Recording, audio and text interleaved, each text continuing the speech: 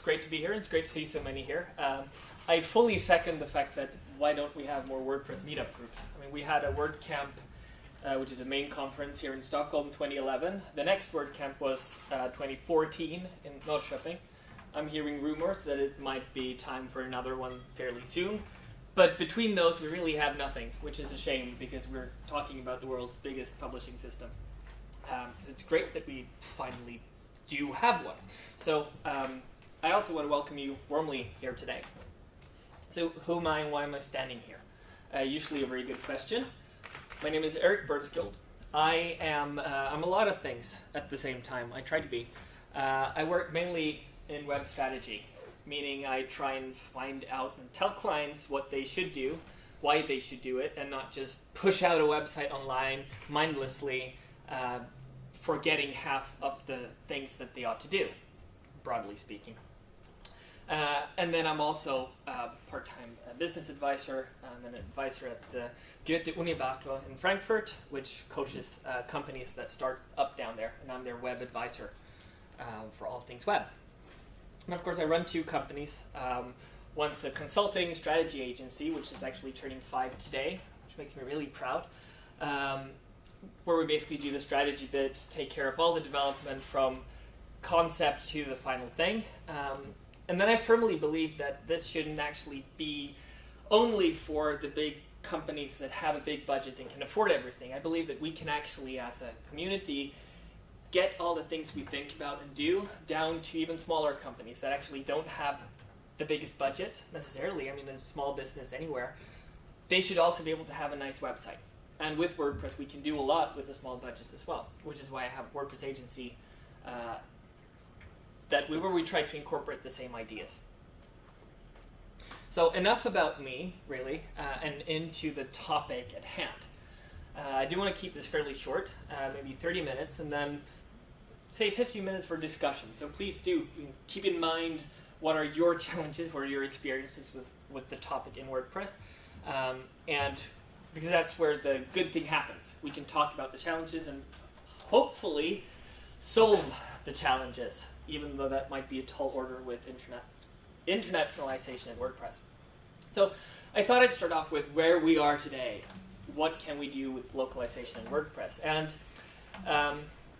I wish I could stand here and be like, yay, internationalization is so easy, it's easy to do, we can just click a button and it's done. Sadly, not the case. How many of you have created multilingual websites in WordPress?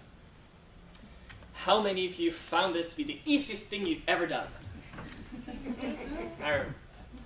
I love it when audiences give me the answer that I expect instead of everyone raising their hands. That would have made my talk a little bit trickier.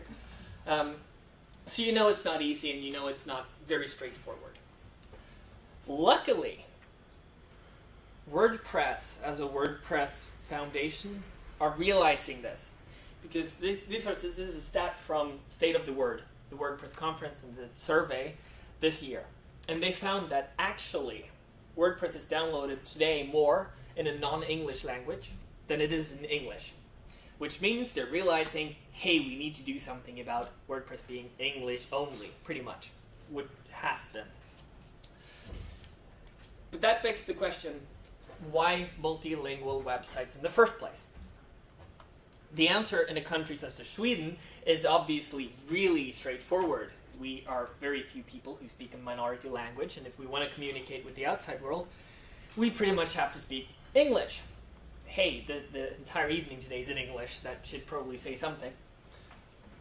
So the first reason is obviously globalization. We can't go anywhere today without actually being forced on another culture, another language. And in economics and in business theory, we were talking about something called time and distance decay, which basically means the world's getting smaller. Fancy term for a very easy concept that I'm sure you all understand. We can hop on a flight, be in New York in 7-8 hours. That's really impressive. Same with China, which also means we get the cultures mixed up everywhere we are. And it also means we have to get behind a language concept. So a guess, how many languages do you think we have in the world? Would you say 2,000 or above? Maybe above 4,000? 5,000? Anyone would guess that we have more than 5,000 languages in the world? We have over 6,500 languages. This figure is from last year, so I'm not sure if it's changed. Now, granted, most of these, probably 80-90% of these 6,500 are spoken by 2, 3, 5, 10 people. But it still leaves us a couple of thousand which are actively spoken by a large number of people. And we have over 196 countries. Well, we actually have 196 countries in the world. This is why it's important. And as soon as we want to start reaching out to something other than our very own country, we need multilingual websites. In fact, even reaching out today to our very own country, we need a multilingual website. Because we can't be sure that everyone who's visiting a Swedish website today understands Swedish, or force that. While it's a nice idea and a nice concept, that's not necessarily the case. And as we'll see, looking at other countries, they may be multilingual from the start. So before even getting behind and trying to set off building a multilingual website, you actually need to have some appreciation of languages themselves. You don't have to be a language nerd. It's funny because when I'm at high schools and I now and then talk to students, I usually have to finish by saying, oh, learn many languages. It's really important for your career. And I remember sitting there myself, everyone saying, you need to study languages. But it's true. And I don't have to say that to a room full of developers, or mostly developers, say that, hey, languages are cool. But you can't do multilingual sites properly unless you know languages properly. Because what happens is, you don't grasp the full width of languages that are available. For example, we have right-to-left languages, which you need to support online. But most interestingly, which English developers fully forget, is that the word order in other languages than English is different. I used to remember a few examples where you would have, for example, if you had a number that in Swedish or English would be fairly towards the end, in another language they could start with it. It could be completely different. A verb can be somewhere completely in another place than it is in English. And what does developers do? Well, developers usually, if they're really good today, and we've seen a big development over the years, if they're really good, they're going to allow a full string to be translatable in any order. But what many do when they develop themes and plugins is they do this halfway. So they start out with half the string and then decide, I need a code block in here, so I'm going to start with the first part of the sentence, then I'm going to do some code, and then I'm going to finish the sentence. Well, what happens when someone needs to translate this to a language that actually does not have that word order? Basically, it can't be done. So this is something you actually need to understand. And if you appreciate the language and understand the differences that the different languages in the world have, then we have an ability to actually do this properly. Be it for Chinese, which I'm not even going to begin talking about because it's really different, or even some Eastern European languages, which have this completely different order. I mean, even German would be a language which easily has a different word order than Swedish in many cases. So I have 2.5 methods for translation that I really want to talk about today. And you're going to understand why it's 2.5 on this slide. So one's called pure translation. I'm going to go into what these are. The other's called regional adaptation. And the final, which is, we can see it much more clearer than I expected to, is Google Translate. And before you laugh, I'm going to make a pretty compelling case that Google Translate is actually a really, really useful tool for making a site multilingual under certain very specific circumstances. Now, I do want to mention that the technical aspect of this is easy to some extent. I would bet within 10 minutes you could all here have a multilingual WordPress site up and running from a technical standpoint. You go grab a plugin, you configure it. It's easy, we can all do that.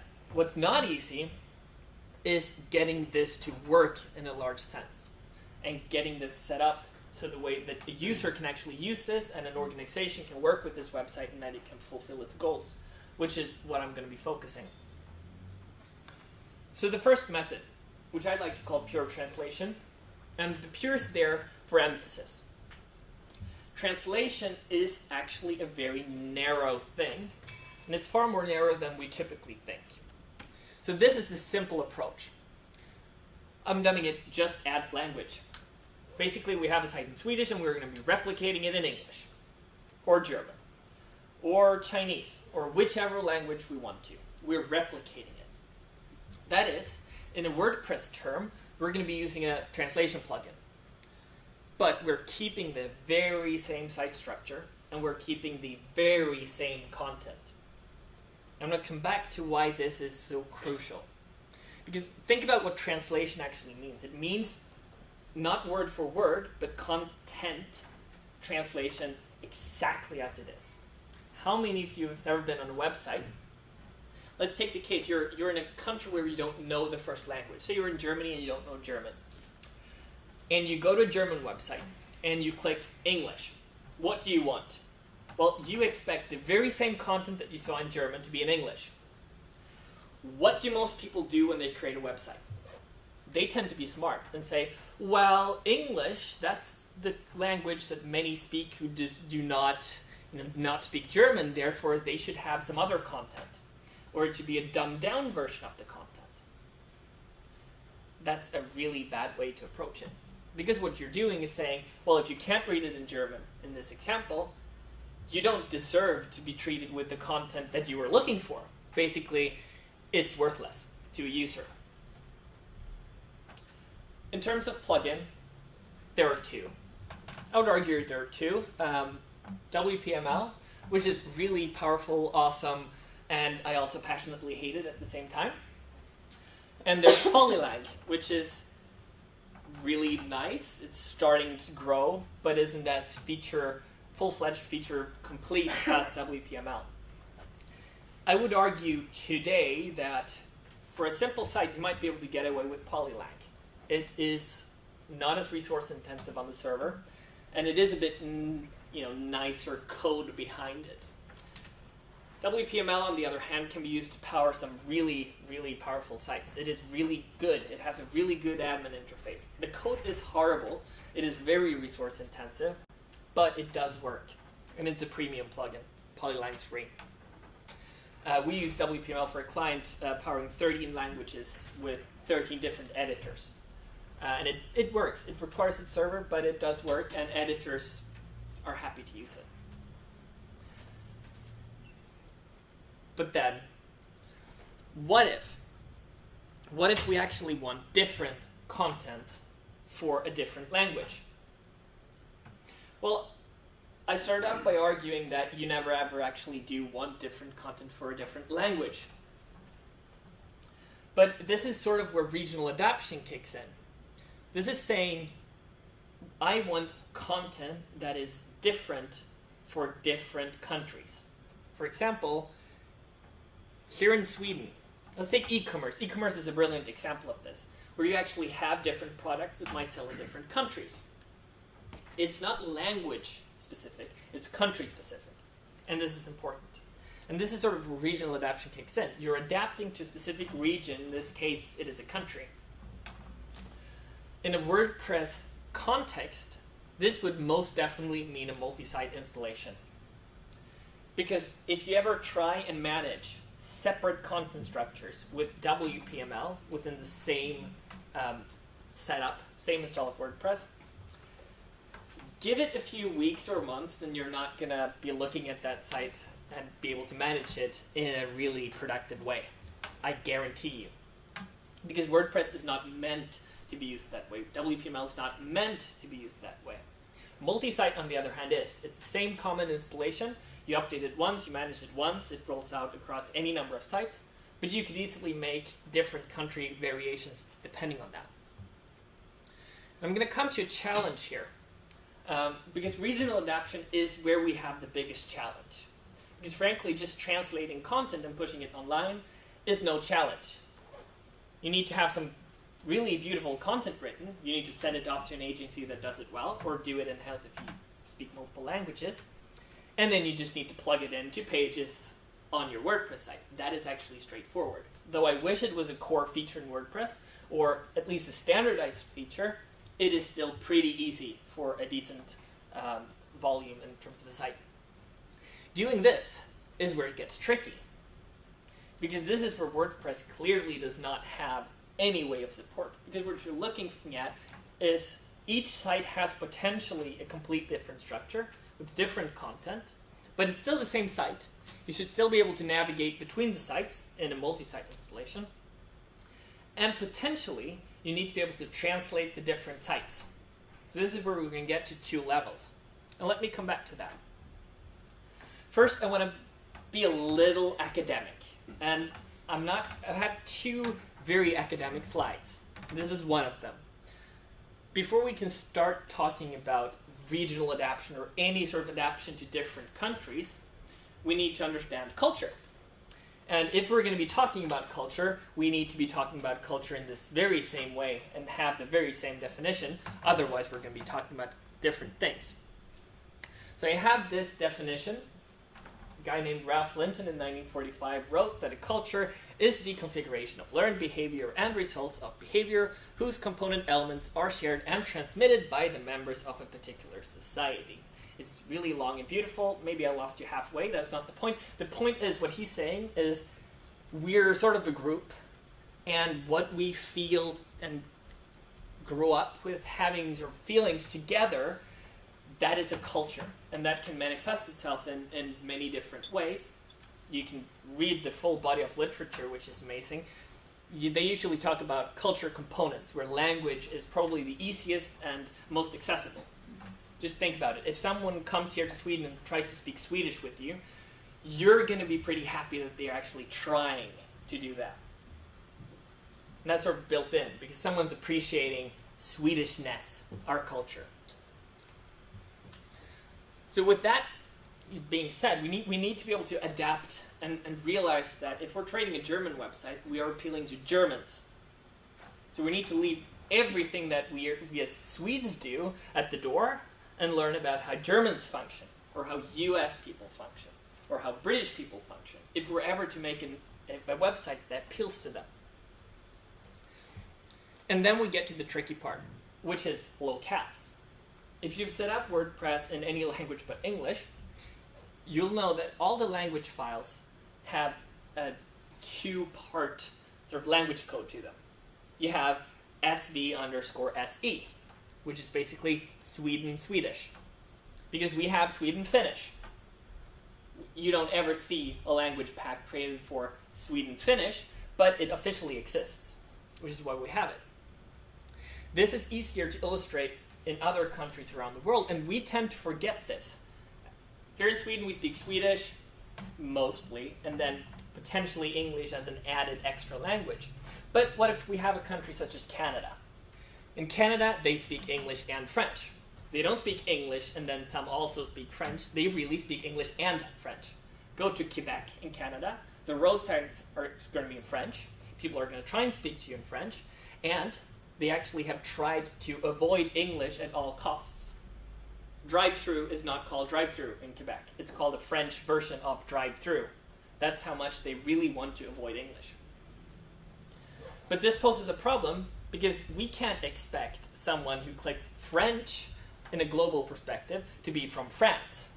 That's actually pretty idiotic in a grander sense.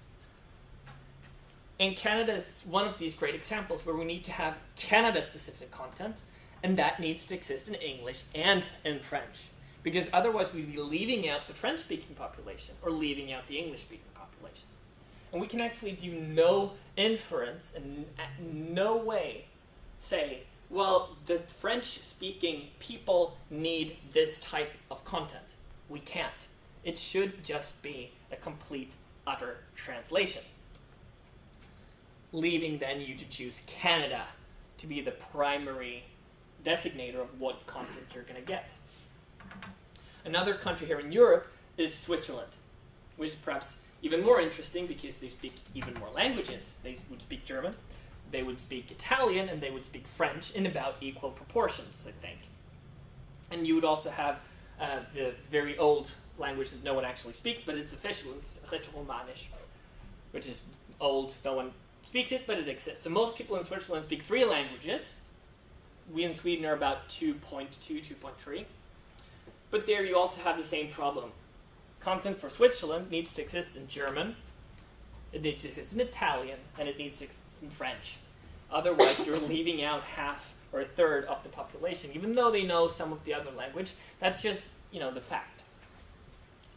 So that is why locales are inherently really important as you get to greater scale. And if you've been to an airline website, or let's take IKEA as an example. It's always nice to take IKEA as an example as a Swede, because we'll have our IKEA, right? If you go to IKEA's website, you're going to be asked, in many airlines, you're going to be asked, what country are you in? Because that depends, that's the designator for what product you're going to get. And then you're going to be asked, all right, what language do you speak? And these are two different things. And obviously we can say, I speak German, therefore I'm in Germany.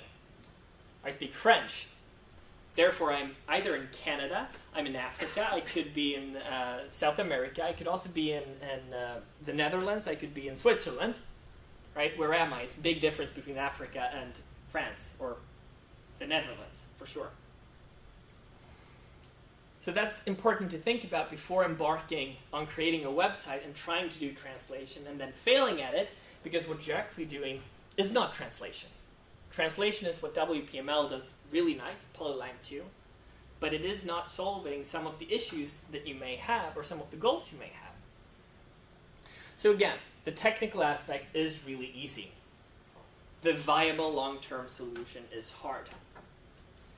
Because you also have the added problem of maintaining a site that has several languages, even if you just do translation. When you have a site that runs on 13 different languages, every time you want to push out a new feature to that site, you will need to translate 13 languages worth of strings.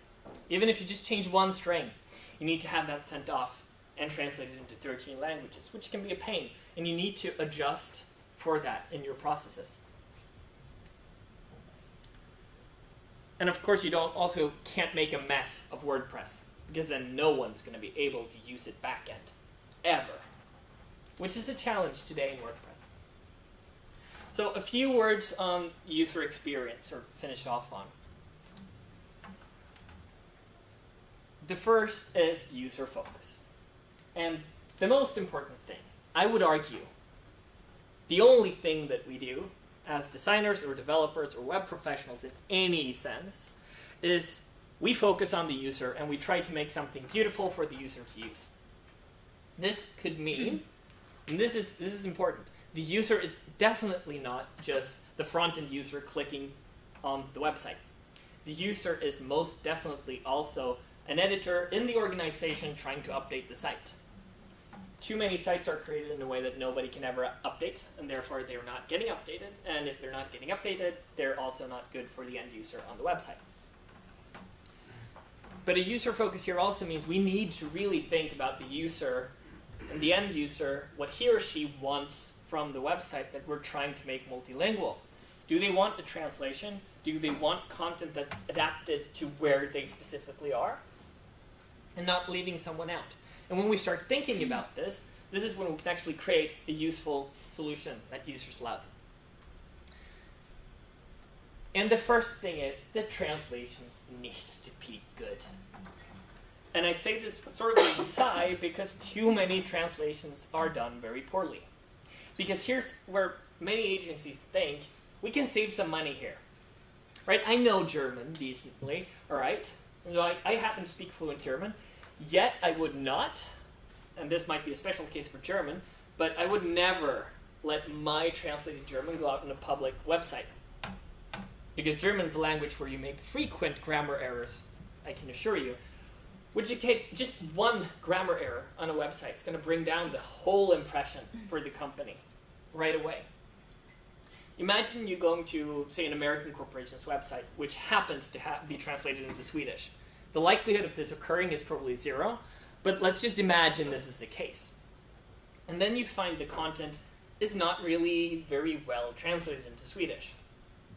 Would you say to yourself, oh, well, they've attempted to do it in Swedish, so I'm going to be fine with it for now? Or are you going to think to yourself, oh, they can't get it right in my language. I don't like you. That's probably the closer of the two, what you're going to be thinking, which is why it's important to make translations great. And you also need to not just translate them, but you need to validate them. Because if you send something that is sort of technical to a translator who actually doesn't know what has an in-depth knowledge of what they're translating, it may come back being technically correct, but it may also come back being terms that no one's ever using. And you also need someone who knows the language to proofread what you're getting back. I had an agency come back with a translation in Dutch, and a couple of the strings were in Polish. That's magnificent. And had that gone out in the live app, that wouldn't be so nice, because the first person who would have caught it would be a user who would never say anything.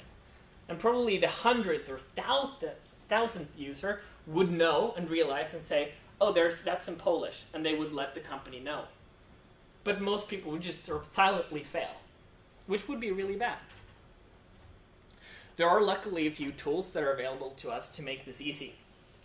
WordPress has its own block press system, which is where much of WordPress translation is done. It's not the most beautiful system in the world, sort of legacy WordPress looks, but it's open source. You can install it on your site. It's free to use in this sense, and it does function really well.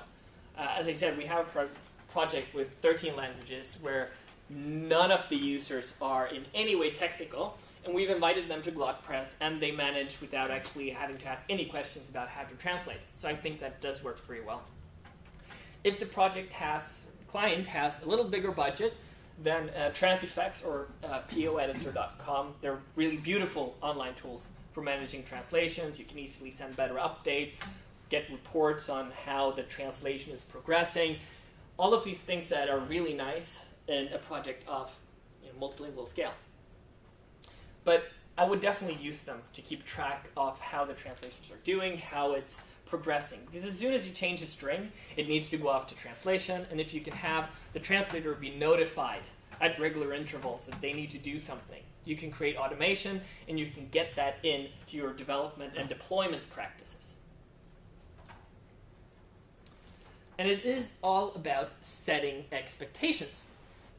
Because that's what we're doing. When we're saying we have a multilingual website, we're also saying this is a site that is as good as if it was created by a company or an agency that speaks the local language, that understands the local culture, that exists where it's trying to be. If you're a Swedish company in Germany, well, you're going to get major bonus points because you're Swedish, because many in Germany actually love Sweden, but you're not going to get any bonus points for screwing up the German when you're trying to sell someone something. And that's going to be the same for a company coming from Sweden to the US to China. Not to put a finer point in it, China's going to be really complex. So you need to understand it, and you actually need to meet the expectations, which are set at native high level. So you're competing with native speakers. Don't kid yourself thinking that you have it easier because you're translating. You do not. And then, this is, again, a very specific thing, but it deserves to be mentioned. Because so many people fail to create useful language switchers. Maybe you just have a flag, and the more languages you add, you sort of have to rely on the fact that people know the flags of the world. Or you just have things in a native language. Well, imagine if you switch to a language and you can't get back. So think about how the user is going to do it. Maybe having 20 flags is not a very user-friendly solution. Maybe having a drop-down in that sense is nicer. And especially when you're switching to the regional adoption method, which basically means you have to choose a country and then a language, that really puts some stress on how you design your language switchers, and you need to make sure they're really, really user-friendly. And then I did say I have a method 0.5. I don't think it's worth much more than half a method point, because it is cheating, and it's Google Translate. Don't we all love Google Translate? Yes. How many use Google Translate daily? Every day. Almost daily, at least. A couple of times a week. Well, so, Google Translate has become so much better over the years. The translation English to Swedish, I would argue, in many cases is really, really good. Some things it does really, really badly.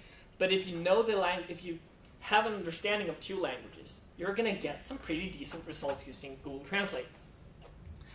And some strings in a project you could actually, if you knew the language you're translating into, by a decent margin, get through by Google Translate. But I would argue you could actually power a full website's multilingual strategy on just Google Translate. But it comes at setting expectations. Because if you define it as, hey, look at my multilingual website that exists in all of these languages, and when you click on it, it secretly uses Google Translate, what have you done? Well, you set the expectation, this is a perfect translation, this is a perfectly adapted site, and what is the user getting? Arguably not the world's greatest translation. It can be pretty funny sometimes. And especially translating, say, Swedish into Danish, I've noticed it doesn't do a very good job. To English, for most languages, yes. Between other languages, not as good. Let's face it, Swedish is not that big of a language, nor is Danish or Norwegian. There it has some problems.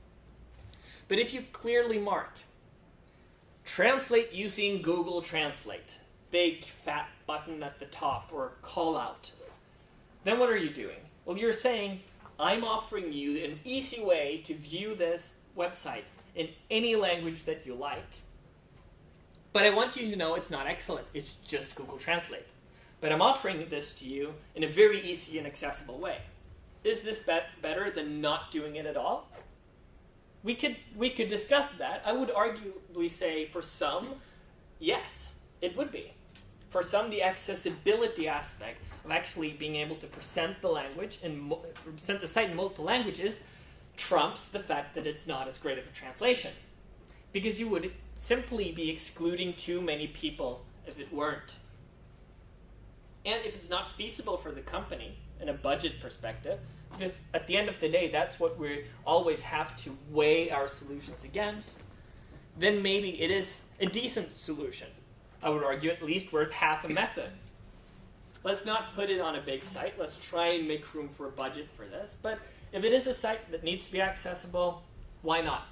What are we going to lose by including this rather than nothing as an option?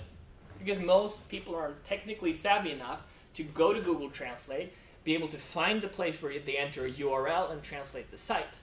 We're just making it easier for them. So with that, I'm going to spin my 2 slides around. So I'm going to do this one first. I'm on the internet. Would you be surprised? I'm also fairly easy to find because I happen to be the only one in the world with my very tough to spell name. So if you get it right, you can easily find me. If there's anything, I mean, we're here all the night, but please do connect, send an email, questions, anything. That's it. With that, the most fun part is questions. If you have any questions specifically, go ahead. If you want to share some challenge or some experiences that you would input on or that you think were really great, that's even better, I would argue. So, thank you.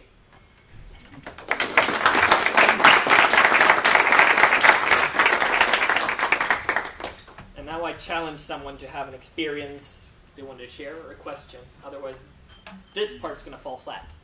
Could you make the SEO-friendly URLs multilingual as well, not SEO in different languages?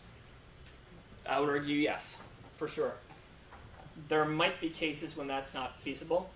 For example, I would say an edit page, for example, tied into a platform.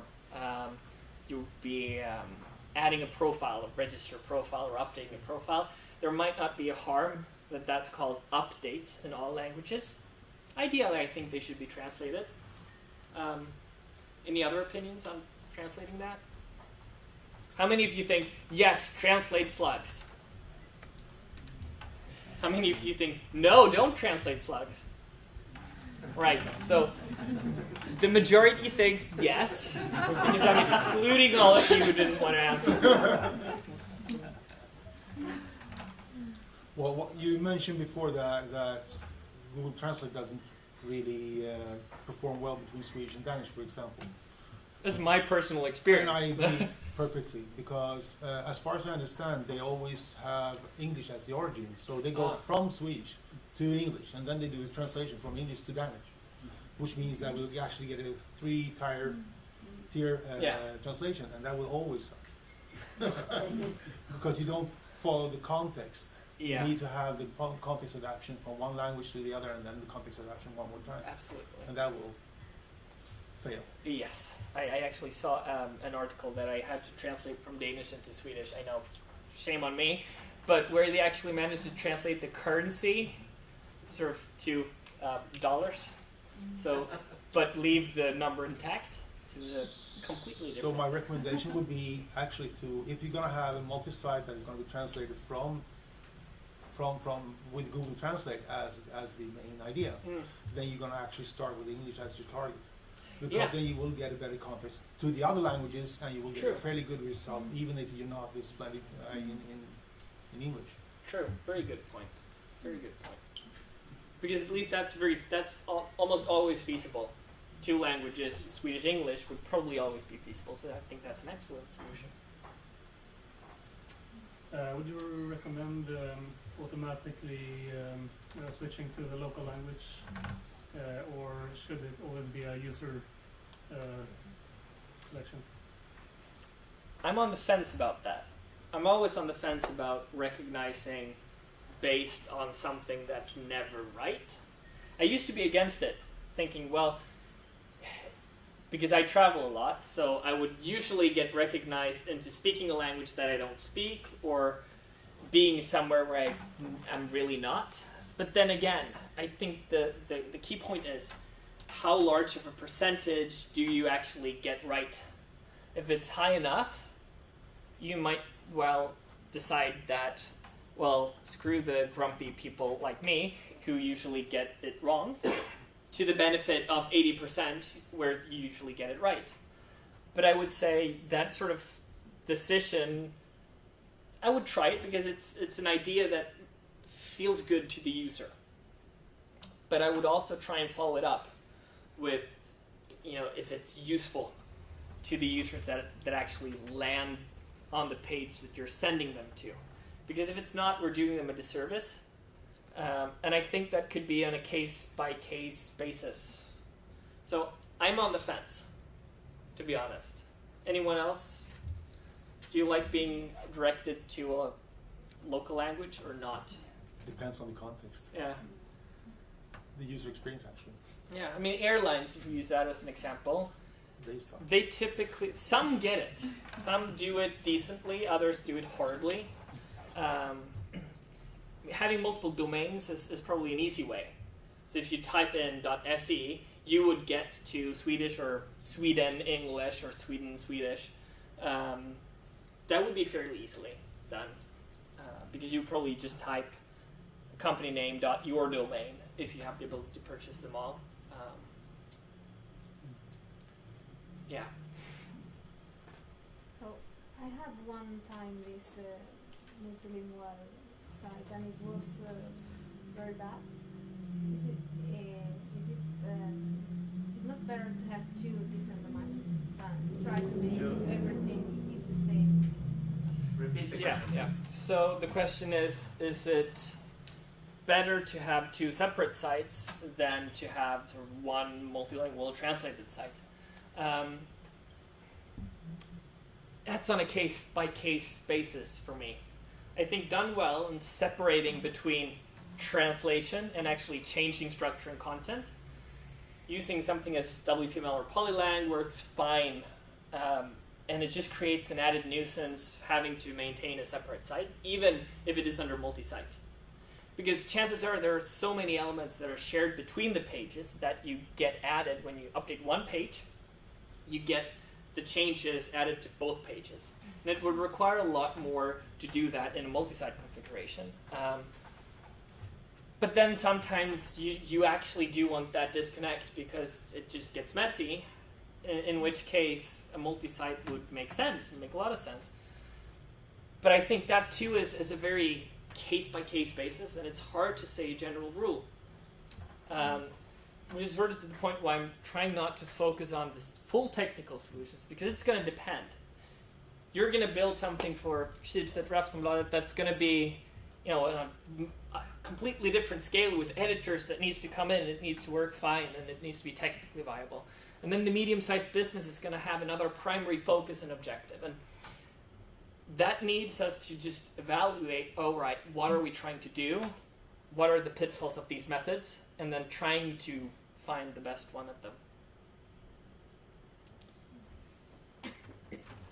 You mentioned a few plugins, and I was thinking if you or maybe anyone else in the room has tried Babel by Code for the People. And if you have any opinion on that? But I am looking forward to trying it now, because I've not heard about it. But you remind me to mention a plugin that I forgot, which I don't ever want anyone to even think about using. If you want to be called a professional, Q-Translate, I'm hearing it. Just don't, because it ruins your website. It just adds in custom comments into it's just a horrible way of doing it. Never, ever, ever, ever use Q-Translate, or we might just strip you off the WordPress professional title.